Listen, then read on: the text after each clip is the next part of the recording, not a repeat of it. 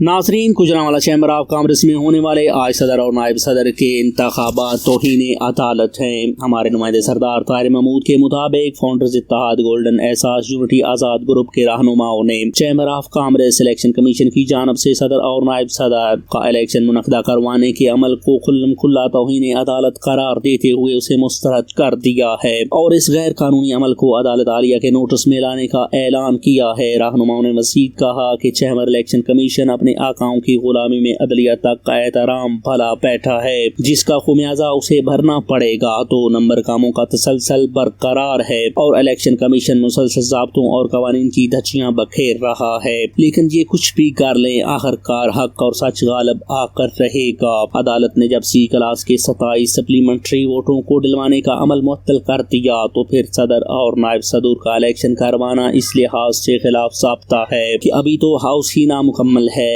क्योंकि सी क्लास का इलेक्शन बहरहाल दोबारा होना है। 27 वोट जो कि ख़त्म हो जाएंगे, इसके बाद 19 सितंबर का इलेक्शन ख़त्म तसव्वुर होगा और असर नो इलेक्शन होंगे और गुजरांवाला की बाशऊर बिजनेस कम्युनिटी खुद सर और मफादाती टोले को इबरतनाक शिकस्त देगी, जिसने उनका बुनियादी हक छीना है। ऐसे राजनों से चैम्बर को वागजार करवाना फाउंडर्स इत्तेहाद गोल्डन एहसास यूनिटी आज़ाद ग्रुप का नस्बुल ऐन है। अल्हम्दुलिल्लाह हमारा कोई लीडर और वर्कर ज़ाती फ़ायदे की सियासत नहीं करता और यही हमारे इत्तेहाद की इसास है जो कि अल्लाह के करम से और मजबूत होगी। इलेक्शन कमीशन के फैसले भी रेवरस हो चुके हैं और आइंदा भी होंगे, क्योंकि ये खुद को आईन कानून समझ बैठे हैं। ये अवाम की अदालत में तो पहले भी हार चुके हैं, कानून की अदालत से उनको मौक़िफ़ इंशाअल्लाह पट जाएगा। चैम्बर की हुक्मरानी अब महज चंद खानदानों की नहीं बल्कि तमाम बिजनेस कम्युनिटी की होगी।